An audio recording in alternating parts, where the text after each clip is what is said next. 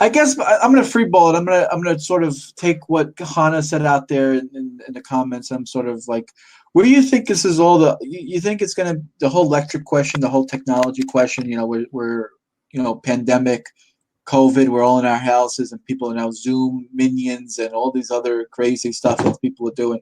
Do you think things are going to change when it comes to electronics and Judaism? I mean, you're talking about virtual bet-ins for conversions, and you're talking about all this other stuff. It's not going to change amongst Haredim. I mean, it may change amongst open orthodoxy or people who are already on the left who've been doing things out of the norm for a while. As a matter of fact, I don't even do anything out of the norm. Like, people have always performed conversions without them being recognized by everyone. Only because the state of Israel wanted to create a rabbinut and complicate and politicize conversion doesn't mean that people like me are doing anything different. But doing a virtual conversion, that's different. I'm not saying it's wrong. I'm just saying that you're doing something that's going to jeopardize a convert because people are not going to accept it because of how it was done. At least I could say, or people like me could say, well, this is what the halacha says. But the halacha doesn't mention notions like Zoom or virtual courts or conversion. So I do like what you teach, and I do like what you have to say. But the one negative about it is that it doesn't. You're kind of stuck in that time frame, right? You're stuck basically in that Talmud period. But it's not so bad as long as you're doing conversions. That's the thing, Yeah.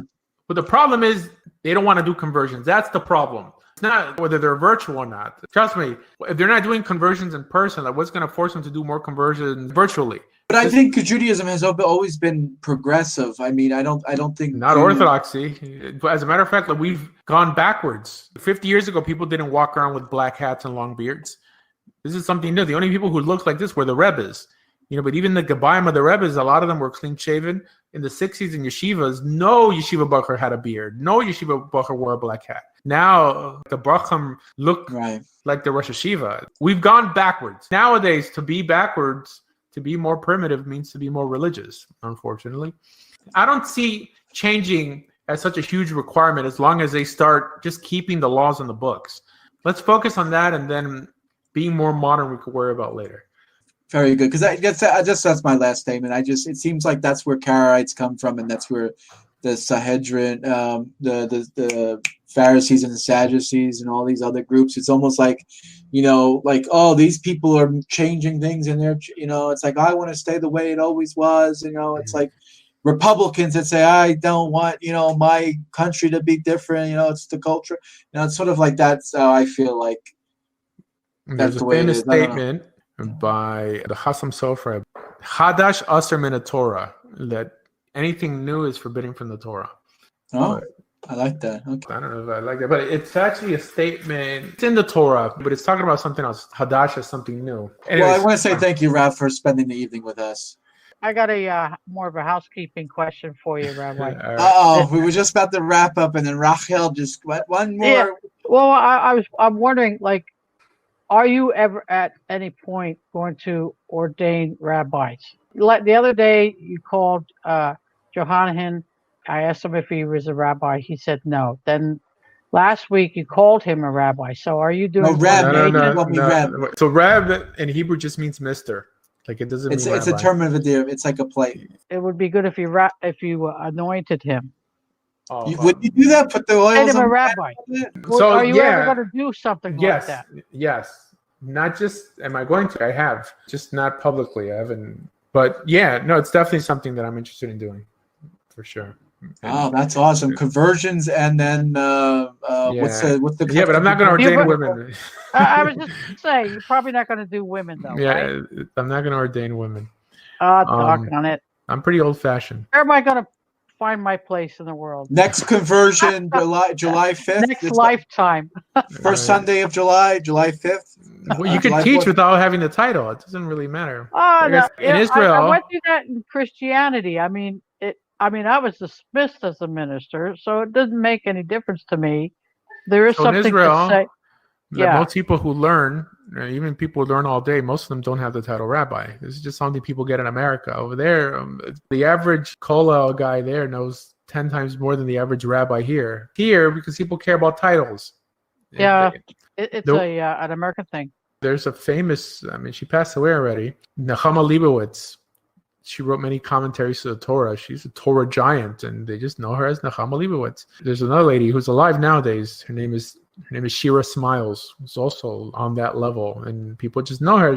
They're also called Rebbitzins. I mean, Shira Smiles is married to a rabbi, but Rebbitzins not such a good title. It just means you're married to a rabbi. The women who became rabbis, because there are some Orthodox organizations like YCT, Yeshiva Chavavei Torah of Avi Weiss. I think they were first called Rabbah and then Rabbanit for female rabbi. So there are people who do it. Okay. Yeah. I'll like if you get the title from someone, I'll call you whatever you want me to call you. That's fine. No, it's not the title for me. It's the idea of it's an American thing. That, equality, yeah. Not only that though. To Is there rebel. like maybe I'm thinking too much like Christianity, where not covering, but if you're out by yourself and you're not have somebody, accountability is what I'm saying.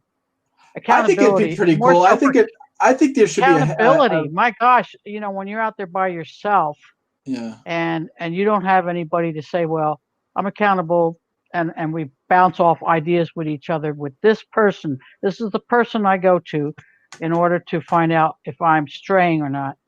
That's what I'm more concerned about. If it's something like Abraham and Sarah, what they used to do, it says that Abraham, converted the men and Sarah converted the women.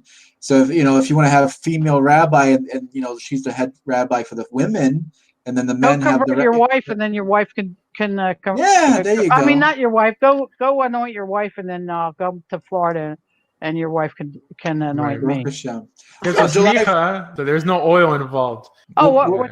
Oh, it doesn't. There's no oil involved? Anointed, you were not. No, they don't. Doesn't They don't do it that. mean? Doesn't it actually mean oil? I knew a Chabadnik that used to put oil on his head and body every morning. After every time he went in the mikveh, he would anoint himself. I don't know what that was from, but he just. Was he a bodybuilder? Yeah, that's what it was. He didn't have grill cream. Yeah, so I'm showing my age now. I'm like 5 there. To be mashach is to anoint. To be a musmach, ordination means to lean on something. Smicha, like the word actually appears in the Torah. Smicha, that's the word I'm looking for. I thought it meant oil. So smicha, they would actually lean on the sacrifice before they would sacrifice it. And that was called smicha as well.